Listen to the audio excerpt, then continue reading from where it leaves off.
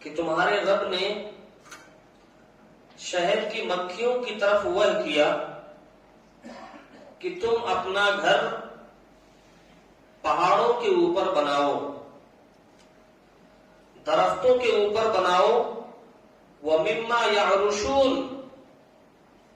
اور جو بیل ہو، چھپر ہو یا اونچی کوئی جگہ ہے اس پر اپنا گھر بناؤ۔ پھر اللہ نے حکم دیا کہ تم دور دراز کا راستہ طے کرتے ہوئے پھلوں کو چوسو، اس کا رس نکالو، اپنے منہ کے اندر جمع کرو، پھر ایک راستہ طے کرتے ہوئے لا کر کے اس چھتے کے اندر اپنے رس کو ڈال دو۔ اس آیت کے اندر اللہ تعالیٰ نے اپنی کمال قدرت کا ذکر کیا ہے اور انسان کو سبق لینے کا، اس شہد کی مکھی سے نصیحت حاصل کرنے کا بھی ایک پیغام دیا ہے مسلمانوں کو۔ اللہ رب العالمین نے شہد کی مکھی کو حکم دیا، وہ کرنے کا مطلب یہ نہیں ہے کہ فرشتے کو اس کے پاس بھیجا، بلکہ وہ کرنے کا مطلب یہ ہے کہ اللہ تعالیٰ نے اس مکھی کی طبیعت کے اندر، اس مکھی کے دل کے اندر فطری طور پر اللہ نے یہ بات ڈال دی ہے۔ جس طریقے سے ایک بچہ جب پیدا ہوتا ہے تو ماں کے چھاتی میں منہ لگانے کے لیے اس کو سکھایا نہیں جاتا، اس کی جبلیت ہوتی ہے، اس کی فطرت ہوتی ہے کہ اپنا منہ وہی لے کر کے جاتا ہے۔ تو اس کا مطلب یہی ہوا کہ اللہ تعالیٰ نے شہد کی مکھی کی طرف ان کو یہ پیغام دیا، ان کے دل کے اندر یہ بات ڈال دیا کہ تم اپنا گھر کسی پہاڑ کے اوپر بناؤ یا کسی درخت کے اوپر بناؤ یا کسی بیل دار جھاڑ کے اوپر اپنے گھر کو، اپنے چھتے کو بناؤ، اور پھر دور دراز کا راستہ طے کرتے ہوئے پھلوں کا رس یا میٹھی چیز کا رس نکال کر کے لا کر کے اس کے اندر جمع کرو۔ غور کیجئے گا کہ شہد کی مکھی کو کیا ہم نے کبھی دیکھا ہے کہ زمین پر اپنا گھر بنائی ہو؟ کیا کبھی ہم نے دیکھا ہے کہ کسی تہ کی زمین میں شہد کی مکھی اپنا چھتا لگایا ہو؟ شہد کی مکھی بھی اللہ رب العالمین کی کبھی بھی نافرمانی نہیں کیا۔ اب اس شہد کی مکھی سے انسان کو تو نصیحت لینے کی ضرورت ہے کہ وہ شہد کی مکھی جو بالکل حقیر سمجھی جاتی ہے، جس کی کوئی وقت انسان کی نظر میں نہیں ہوتا، لیکن جب اللہ نے شہد کی مکھی کو پیغام دیا کہ اے شہد کی مکھی تو اپنا گھر پہاڑ کے اوپر یا درخت کے اوپر یا بیل دار جھاڑ کے اوپر بنا، شہد کی مکھی آج تک بھی وہی کام کرتی چلی آ رہی ہے۔ اور سائنس خود اس بارے میں کہتی ہے کہ شہد کی مکھی ایک چھتا بنانے کے لیے یا اس میں شہد لگانے کے لیے کئی ہزار کلومیٹر کا سفر کرتی ہے اور کئی ہزار پھولوں کا رس نکال کر کے، پھلوں کا رس لے کر کے آتی ہے، اور اگرچہ اس کے راستے میں کئی چھتے پڑ جائیں، کئی شہد کی مکھیاں اپنا چھتا لگائیں ہو، اس کے باوجود بھی یہ شہد کی مکھی اپنا راستہ نہیں بھولتی ہے، اسی جگہ پر آ کر کے بیٹھتی ہے جہاں پر بیٹھ کر کے گئی تھی، جہاں سے اڑ کر کے شہد لینے کے لیے، پھلوں کا رس لینے کے لیے، پھولوں کا رس لینے کے لیے گئی تھی۔ کئی ہزار کلومیٹر کا راستہ طے کرتے ہوئے، کئی ہزار پھولوں کا، پھلوں کا رس لے کر کے جب واپس آتی ہے، شہد کی مکھی کبھی بھی کسی دوسرے چھتے پر نہیں بیٹھتی ہے۔ یہ اللہ رب العالمین نے ایک شہد کی مکھی کو یہ اس کے اندر عقل دیا ہے، اور اس کے چھتے کے بارے میں بھی غور کریں۔ بڑے سے بڑے انجینئر، ماہر انجینئر فیل ہو جائیں گے، ماہر انجینئر اس جیسا چھتا بنانے میں، اس جیسا گھر بنانے میں فیل ہو جائیں گے، بڑی بڑی سائنسیں فیل ہو جائیں گی، لیکن اس طرح کا چھتا نہیں بنا سکتے جس طریقے سے شہد کی مکھی اپنا چھتا بناتی ہے۔ تو اللہ رب العالمین نے یہ پیغام دیا کہ انسان کم سے کم اس شہد کی مکھی سے تو سیکھ لے جو اپنی زندگی کے اندر کبھی بھی اللہ تعالیٰ کی نافرمانی نہیں کرتی ہے۔ اس کے اندر ایک سردار ہوتی ہے جس کو عربی زبان میں یعصوب کہا جاتا ہے۔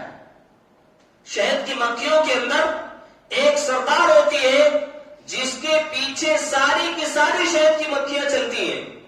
اگر وہ وہاں سے چلی گئی تو اس کے پیچھے دھیرے دھیرے ساری مکھیاں اس کے پیچھے چلی جاتی ہیں اور کبھی بھی یہ مکھیاں اس کی نافرمانی نہیں کرتی ہیں.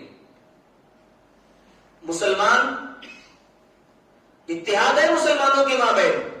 اگر ایک نے کسی کو اپنے رسم میں نہیں بلایا جو کہ غلط چیز ہے، رسم میں نہیں بلایا تو اب اس کا منہ کئی سالوں تک ناراضگی کا شکار ہے، کچھ نہیں کہے گا. جب اس کا بھی موقع آئے گا تو اس کو بھی دعوت نہیں دے گا. یہ آج مسلمانوں کا طریقہ ہے. مسلمانوں کی دشمنی آپس کی ہے، لیکن شہد کی مکھی کو دیکھیے، ایک مکھی کے پیچھے پیچھے ساری کی ساری مکھیاں جاتی ہیں، جس کو عربی زبان میں یاسوب کہا گیا کہ وہ مکھیوں کی سردار ہوتی ہے. جہاں جاتی ہے ساری مکھیاں لے کر کے ادھر چلی جاتی ہے.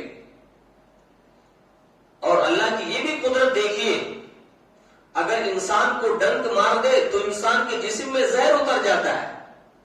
انسان کے جسم میں زہر اتر جاتا ہے، اس کے چمڑے میں سوجن آ جاتا ہے اور اس کے جسم میں درد پیدا ہوتا ہے. لیکن وہ تھوک جو نکالتی ہے، وہ شہد جو نکالتی ہے، اللہ تعالیٰ نے کہا کہ اس کے اندر فیہ شفاء للناس، اس کے اندر لوگوں کے لیے شفا ہے، لوگوں کے لیے شفا کا کام کرتی ہے.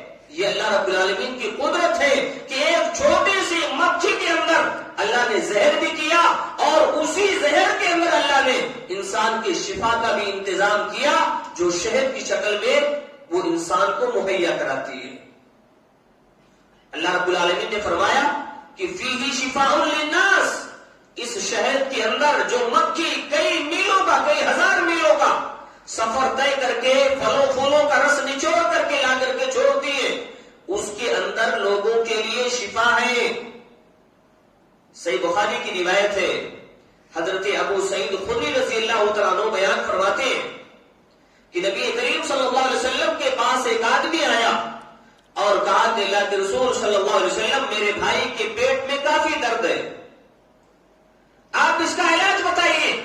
نبی کریم صلی اللہ علیہ وسلم نے کہا کہ جاؤ اور اس کو شہد پلا دو، اس لیے کہ اس کے اندر شفا ہے. شخص گیا اور اپنے بھائی کو شہد پلایا، پھر کچھ دنوں کے بعد واپس آیا اور کہنے لگا کہ اللہ کے رسول، پیٹ میں درد اور زیادہ بڑھ گیا، بیماری اور زیادہ بڑھ گئی. پھر نبی کریم صلی اللہ علیہ وسلم نے کہا کہ جاؤ شہد پلاؤ. دوسری بار بھی گیا، پھر تیسری بار نبی کریم صلی اللہ علیہ وسلم کے پاس آیا، تیسری بار پھر نبی کریم صلی اللہ علیہ وسلم نے اس کو شہد پلانے کا حکم دیا. چوتھی بار بھی آیا، نبی کریم صلی اللہ علیہ وسلم نے فرمایا کہ تیرا بھائی جھوٹا ہے، لیکن اللہ رب العالمین کا کلام جھوٹا نہیں ہو سکتا ہے. جاؤ اور پھر اپنے بھائی کو کہو کہ شہد پیے. چوتھی مرتبہ جب گیا، اپنے بھائی کو شہد پلایا، واپس آ کر کے اللہ کے رسول صلی اللہ علیہ وسلم سے کہا کہ اللہ کے رسول صلی اللہ علیہ وسلم، میرے بھائی کا پیٹ میں درد اور پیٹ کی بیماری بالکل ختم ہو گئی ہے. یہ اللہ رب العالمین نے اس شہد کے اندر یہ خوبی رکھی ہے، یہ خصوصیت رکھی ہے کہ یہ انسان کی بیماری کے لیے بھی کام آتا ہے، ہر بیماری کے لیے. اس لیے کہ اللہ نے اعلان کیا فیہ شفاء للناس، ہر بیماری کا شفا اس کے اندر موجود ہے. صحیح بخاری کی ایک دوسری روایت کے اندر نبی کریم صلی اللہ علیہ وسلم بیان فرماتے ہیں کہ 3 چیزوں کے اندر شفا ہے. شہد کے اندر، پوچھنا لگوانے کے اندر یعنی حجامہ، جو انسان کے گندے خون کو قیب کے ذریعے نکالا جاتا ہے، وہ حجامہ کے اندر شفاعت ہے، شفا ہے. اور نبی کریم صلی اللہ علیہ وسلم نے تیسری چیز کا ذکر کیا کہ آگ سے کسی زخم کو داغنے میں، لیکن اس چیز سے میں اپنی امت کو منع کرتا ہوں، اس لیے کہ آگ کا سزا دینا یہ اللہ رب العالمین کا کام ہے، اس لیے یہ چیز امت کے لیے جائز نہیں ہے. تو یہ 3 چیزوں میں نبی کریم صلی اللہ علیہ وسلم نے شہد کا بھی نام لیا اور کہا کہ شہد کے اندر بھی شفا ہے. اور اللہ نے ایک خوبی اور رکھی ہے شہد کے اندر کہ اگر اس کے اندر کسی چیز کو ڈالا جائے تو آپ مدتوں تک حفاظت کرنے کی ضرورت آپ کو نہیں ہے. کھجور ڈال دیجئے، سوکھی کھجور ڈالیے، کسی بھی قسم کی کوئی بدبو، کسی قسم کی کوئی خرابی نہیں پیدا ہوگی. یہ اللہ نے شہد کے اندر یہ تاثیر رکھی ہے کہ جو چیز بھی اس کے اندر ڈالی جاتی ہے وہ بھی شہد کے ساتھ ساتھ محفوظ رہتی ہے. اسی لیے اکثر حکما یا اطباء کوئی بھی دوا جب بناتے ہیں تو اس کے اندر شہد کا استعمال ضرور کرتے ہیں تاکہ وہ چیز خراب نہ ہونے پائے. یہ اللہ رب العالمین نے ایک چھوٹی سی مکھی کے اندر اپنی کتنی بڑی قدرت کا ذکر کیا ہے. اگر انسان اس پر غور کرتا جائے تو غور کرتا چلا جائے گا. یہ اللہ رب العالمین کی قدرت ہے جو ایک چھوٹی سی مکھی کے اندر زہر بھی رکھا ہے اور دوسری طرف اللہ تعالیٰ نے اس کے اندر اتنی بڑی خوبی بھی رکھی ہے کہ انسان اس کے ذریعہ شفا بھی پاتا ہے. اس کے بعد اللہ رب العالمین فرماتا ہے فَإِنْ عَاقَبْتُمْ فَعَاقِبُوا بِمِثْلِ مَا عُوقِبْتُمْ بِهِ وَلَئِنْ صَبَرْتُمْ لَهُوَ خَيْرٌ لِلصَّابِرِينَ. اللہ رب العالمین نے فرمایا اگر تم کسی سے بدلہ لینا چاہو جس نے تم کو تکلیف دیا ہے تو تم اس کے تکلیف کا بدلہ اتنا ہی لے سکتے ہو جتنا اس نے تم کو تکلیف دیا ہے. اس سے زیادہ اگر لوگے تو ظلم ہوگا. اس کے بعد اللہ رب العالمین فرماتا ہے وَلَئِنْ صَبَرْتُمْ لَهُوَ خَيْرٌ لِلصَّابِرِينَ. اور اگر تم معاف کر دو تو یہ صبر کرنے والوں کے لیے سب سے بہتر ذریعہ ہے. اس آیت کے اندر اللہ رب العالمین نے یہ واضح کیا کہ اگر کسی انسان نے کسی کو مارا ہے، کسی انسان نے کسی کو تکلیف دیا ہے، جائز چیزوں میں بدلہ لینا ہے، ناجائز چیزوں میں نہیں کہ فلاں نے ہم کو ایک گالی دی تو ہم بھی اس کو ایک گالی دیں گے، فلاں نے ہماری غیبت کی ہے تو میں بھی اس کا غیبت کروں گا. یہ چیز جائز نہیں ہے. بدلہ جائز چیزوں میں لینا ہے.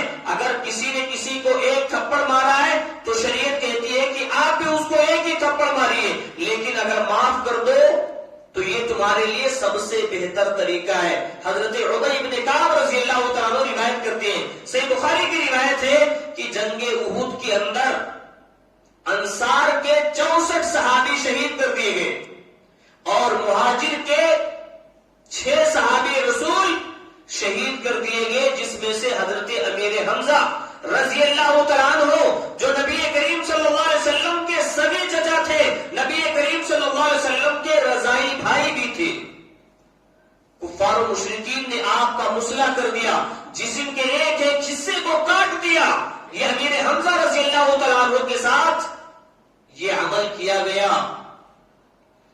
اس کے بعد حضرت عبی بن کعب رضی اللہ تعالیٰ عنہ فرماتے ہیں کہ صحابہ نے یہ عہد کیا کہ اگر ہم کو کبھی فتح ملا، ہم کبھی کامیابی کے دہانے پر پہنچیں گے تو ہم بھی اسی طریقے کا بدلہ لیں گے جس طریقے سے کفار نے ہمارے صحابہ کو قتل کیا ہے، ہمارے صحابہ کو شہید کیا ہے، اسی طریقے سے ہم بدلہ لیں گے. جب مکہ فتح ہوا تو صحابہ نے بھی عزم کر لیا کہ اب ہمارے بدلہ لینے کا موقع اچھا ہے. حضرت عبی بن کعب رضی اللہ تعالیٰ عنہ فرماتے ہیں کہ اللہ رب العالمین نے یہی آیت نازل کی فَإِنْ عَاقَبْتُمْ فَعَاقِبُوا بِمِثْلِ مَا عُوقِبْتُمْ بِهِ وَلَئِنْ صَبَرْتُمْ لَهُوَ خَيْرٌ لِلصَّابِرِينَ. کہ اگر انہوں نے تمہارے پر ظلم کیا ہے، تم کو مارا ہے، تم کو سزائیں دی ہے، تو جتنا انہوں نے تم کو سزائیں دی ہے اتنا ہی بدلہ لو. لیکن اگر تم معاف کر دو تو یہ تمہارے لیے سب سے بہتر راستہ ہے. قربان جائیے جناب محمد رسول اللہ صلی اللہ علیہ وسلم پر ابھی 6 سال بھی نہیں ہوئے تھے، مکہ سے آپ کو نکالا گیا، مکہ کے اندر آپ کے اوپر ظلم کیا گیا، آپ کے اوپر پتھر برسائے گئے، آپ کے کپڑے کو پھاڑا گیا، آپ کے اوپر اوجھڑی ڈالی گئی. اگر چاہتے نبی کریم صلی اللہ علیہ وسلم چن چن کر کے بدلہ لے سکتے تھے، ایک ایک کافر کو سزائیں دے کر کے بدلہ لے سکتے تھے، لیکن نبی کریم صلی اللہ علیہ وسلم نے کہا کہ اے کفار و مشرکین، آج ہم تم سے وہی بات کہتے ہیں جو حضرت یوسف علیہ السلام نے اپنے بھائیوں سے کہا تھا لا تثریب علیکم اليوم.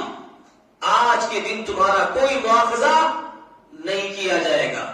نبی کریم صلی اللہ علیہ وسلم نے 6 سال کے اندر ہی اپنے سارے کے سارے اپنے اوپر جو ظلم کیا گیا تھا، نبی کریم صلی اللہ علیہ وسلم نے معافی کا اعلان کر دیا. نبی کریم صلی اللہ علیہ وسلم کفار کے ظلم کو معاف کر دیا، اور آج ایک مسلمان کی غلطی کو معاف کرنے کے لیے تیار نہیں ہے۔ یہ مسلمانوں کا طریقہ ہے، یہ مسلمانوں کا پیغام ہے۔ نبی کو دیکھیے، ابھی 6 سال نہیں ہوئے تھے، گھر بار بھی چھوڑا لیا، مکہ جیسے شہر سے بھی آپ کو نکال دیا گیا، لیکن اس کے باوجود بھی نبی کریم صلی اللہ علیہ وسلم نے معافی کا اعلان کیا اور کہا کہ آج کے دن تمہارا کوئی مواخذہ نہیں ہے۔ 4 آدمیوں کو نبی کریم صلی اللہ علیہ وسلم نے قتل کا حکم دیا، جس میں اکرمہ ابن ابی جہل، عبداللہ ابن خطل اور 2 اور شخص تھے، جس کو نبی کریم صلی اللہ علیہ وسلم نے کہا کہ اگر یہ لوگ خانہ کعبہ کے اوپر بھی ملے، خانہ کعبہ سے لپٹے ہوئے بھی ملے، تو ان کو پکڑ کر کے قتل کر دو۔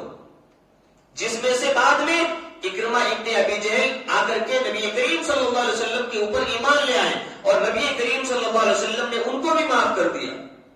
تو یہ نبی کریم صلی اللہ علیہ وسلم کی سیرت ہے، جو پیغام دیتی ہے کہ اگر کوئی ظلم کرے تو ظلم کا بدلہ اخلاق سے دیا جائے، کوئی اگر گالی دے رہا ہے تو اس گالی کا بدلہ دعا سے دیا جائے، اگر کوئی ہم کو نہیں بلا رہا ہے تو ہم اس کا اخلاق کے طریقے سے اس کو پیش آئے، تاکہ جو دوریاں ہیں مسلمانوں کے درمیان وہ ختم ہو جائے۔